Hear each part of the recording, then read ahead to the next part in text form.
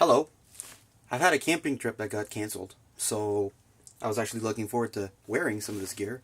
I wanted to kind of make a video about some of the Canadian military jackets that are currently available for sale at pretty much any army surplus or any location. The reason why I'm doing this is, one, I really like jackets, especially military jackets and other military items. The other reason is there's really nothing else out there. If you're going to go ahead and start looking at buying a military jacket, and you're looking online, or you're even going to a surplus, you don't know what to look for, you don't know what to ask, you don't know what the sizing is, it takes a little while to kind of wrap your head around what's going to work, what's not going to work, what's going to fit you, what's not going to fit you, and I just wanted to do a short video. I've been amassing these jackets for the last year or so. Some of them I've had for longer, some of them I've had, I just bought recently. They actually it's like going down a rabbit hole. You're shopping, you're seeing a cool jacket, you end up buying it. Next thing you know, you've got 8 to 10 jackets. It's crazy. Anyway, so that's what I've been going through now. Since I have such an extensive collection, at least in my eyes, I have an extensive collection, I thought I'd actually throw them off. What I'm going to do with this video is I'm going to do a two-parter because I've got too many. I believe I have 10 jackets, if I'm counting correctly. One of the disclaimer I want to do first is I want to actually disclaim that I'm not part of the Canadian military. I am not part of the Canadian forces. I have no part in that whatsoever. I just simply like military items for their quality, their durability, and just the way that they're built. I think they're absolutely great-looking jackets in some cases not so much. There are some that are actually extremely useful, some that are not.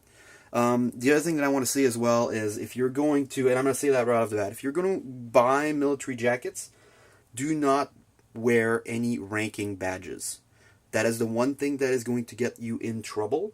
For collecting, it's one thing. Some people will like to actually buy a jacket, make it look like it's actually been issued and been worn by somebody and put it in their collection. I have a couple of those that I'm not going to wear outside the house, but I like to have because I think they're great looking jackets, and I just wanted them to be faithful, and they may not be. If you see something that doesn't look right, please do let me know in the comments. The very first thing that you're going to have a hard time with when buying military jackets is that you're not going to find, at least not in the earlier type jackets, you're not going to find jackets that are actually labeled small, medium, large, extra large. You will. Some will be labeled that way, but don't let that fool you. It may not be the right sizing. So, for example, you might actually buy a medium jacket, and by the time you get it and you put it on, it's absolutely gigantic on you, and it's not going to fit.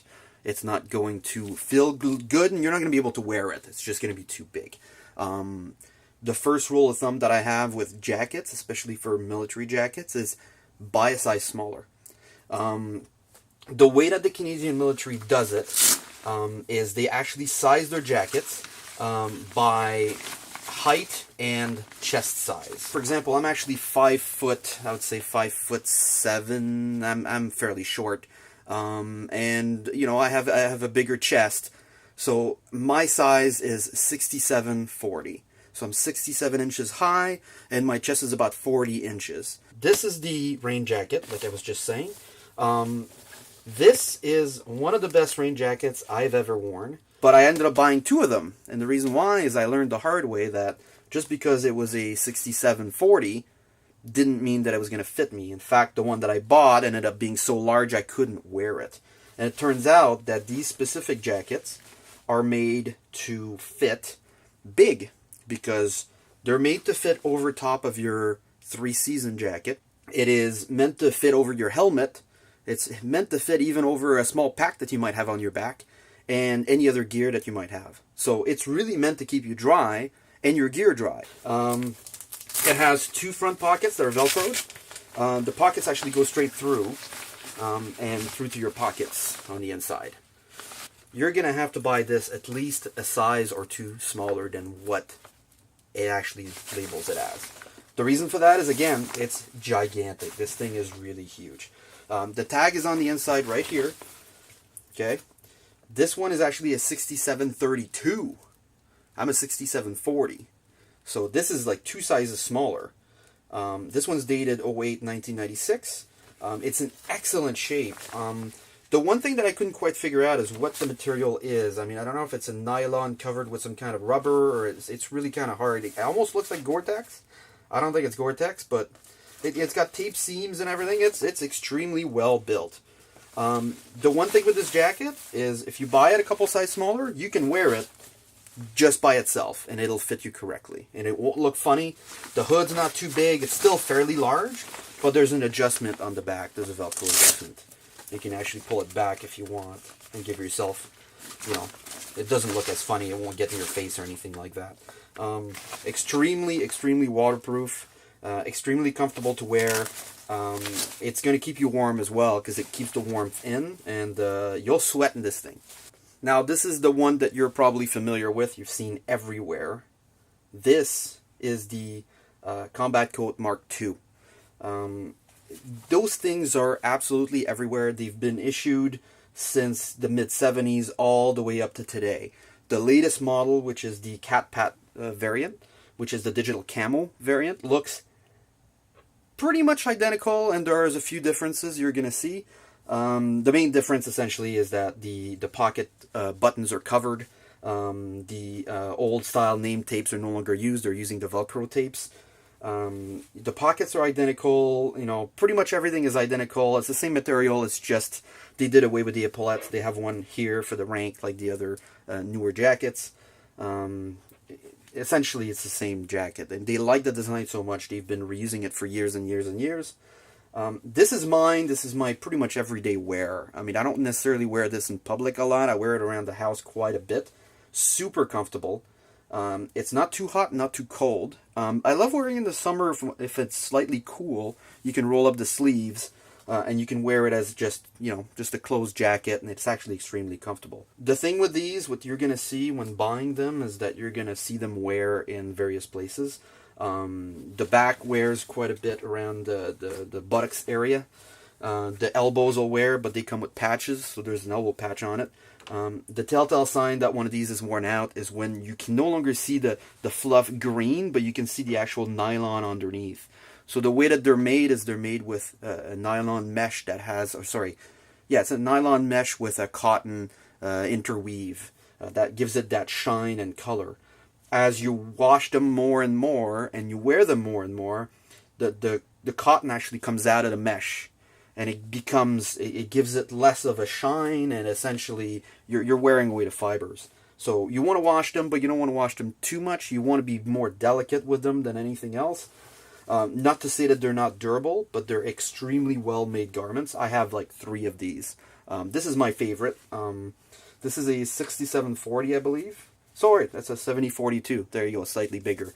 But I have a smaller one that is, I think it's a 6737, and it's just too small. I mean, the sleeves come up, and it's too small. But you know, 6740 or 7042.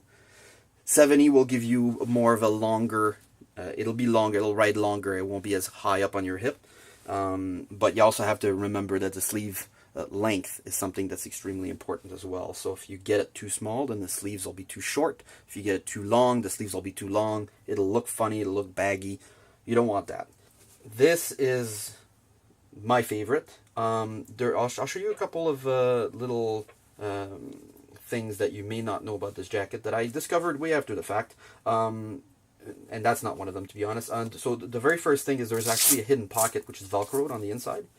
You can kind of see its outline around the actual mag pocket here. And the other thing that people don't necessarily know about them is that there's a pen holder on the side of the mag pocket right here. The other thing you'll notice is I have a personalized name tape on there, and there's actually kind of a nice story about this. My dad was part of the military back in the 60s and 70s, and he's actually given me a few of these. So this is one that he had left over, and I actually sewed it on. You can find these brand spanking new. Never used, never worn, never issued. They're everywhere. Look around, go to your Army Surplus, eBay, pretty much everywhere. I would say the price for these, between $30 and $50 depending on the quality. Anything less than that, you'll probably be getting a used one. If you get a used one that's in decent shape, you could pay between $10 to $20. I wouldn't pay any more than that. The third jacket, now this jacket I've had the longest. In fact, I bought this on a fluke when I was younger. I went to an army surplus that also sold a bunch of computer surplus items as well. And he had a rack full of those. And they were brand new. In fact, this one's brand new. I don't think it's ever been issued, and I haven't worn it that much, so it still looks new. It is the Garrison dress jacket. It doesn't look Canadian, but trust me, it's Canadian. This is something that they would wear around the base if they were actually just on garrison duty, which is just your everyday work. If you have a job around the base and you're doing work, you'd be wearing these along with a regular dress pant, dress shirt, and garrison boots, which were, they're extremely shiny, leather, high ankle boots. If you Google Garrison boots, you'll see what they look like. They look great, and you can still buy the Garrison boots, by the way, but this is the Garrison jacket. Now, can you wear this outside of your house? Maybe. There's a few things I like about this jacket, and there's a few things I don't like about this jacket. I love the look. I love the camo. I love the functionality. It's got the, it's got the snaps. It's very simple. It has an inside pocket with a pen holder. It's a decent jacket. But the one thing that I don't like is it'll make you sweat like crazy. It's not one you can wear when it's either too warm or too cold. It's not the most comfortable jacket, and I don't wear it, and that's why I've had it for years. If anything, I just like having it, and it's just part of my collection. Price for these, I'd say between $20 and $40 and $50 ish. I wouldn't pay any more than that for one of those. I'm not discouraging you from wearing one of these.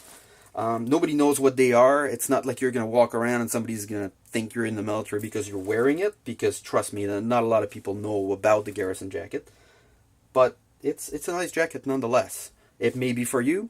I would stop by an army surplus, ask about it, see if they have one, and try it on and see if it works for you.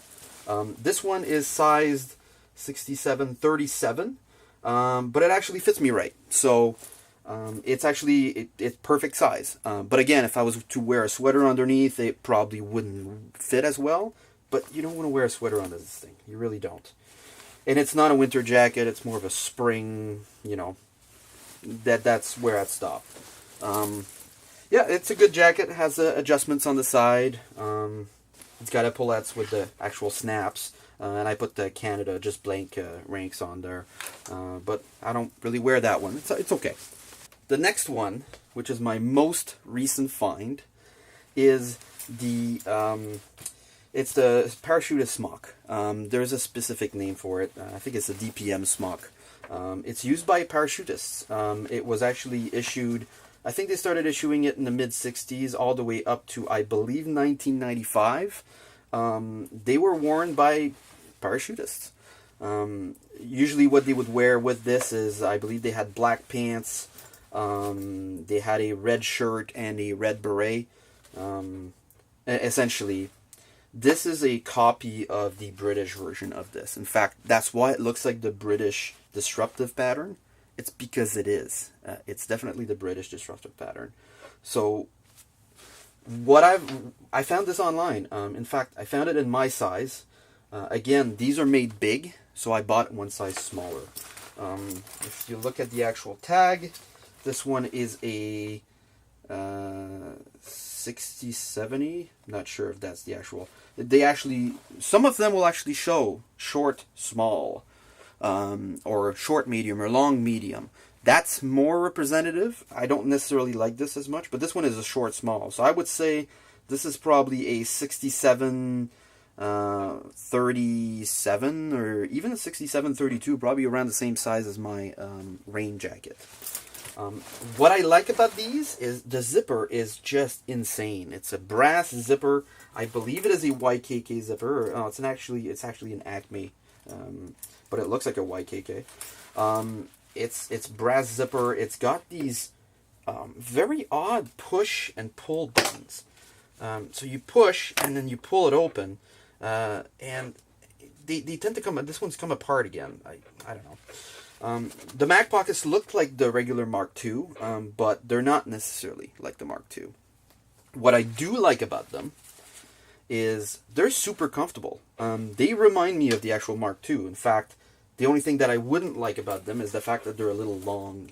This one, I recently ordered the wings, the OSIN's badge, and I also put a Canada flag on the side. I found a picture that had of one being worn by a soldier that had these badges on it, and I just had to reproduce it. Is this something that you can really wear outside? Perhaps. I wouldn't. I don't necessarily like wearing it all that much. It's extremely long and it's extremely heavy. It doesn't ride the same way as a Mark II does. The other thing that's extremely odd about it, and I mean it makes sense, but it's odd, is that it has this flap on the back. And I can try to get it out. No, I can actually get it out. Look at that. What this badge does is it actually comes out and it goes in between your legs and it buttons back in the front. On the buttons at the bottom of the jacket right here. So there's 3 buttons to adjust. So it actually clips on the inside, if you can see the clips here. And that's so that the jacket doesn't ride up if you're actually jumping out of a plane. Makes total sense. But in practicality, I don't know if I'd like to wear it. It's extremely weird. I looked in ways of removing it without really destroying the garment. It's really kind of weird. But besides, I'd like to keep it as is. This one was brand new when I bought it. It was issued in August 1989. That's the actual date on it. Yeah, otherwise, great jacket. Absolutely fantastic. It looks amazing. It's very different. Not a lot of people will know where this is from. And not a lot of people were wearing these at the time. And I think it's a great jacket. So, on to part 2.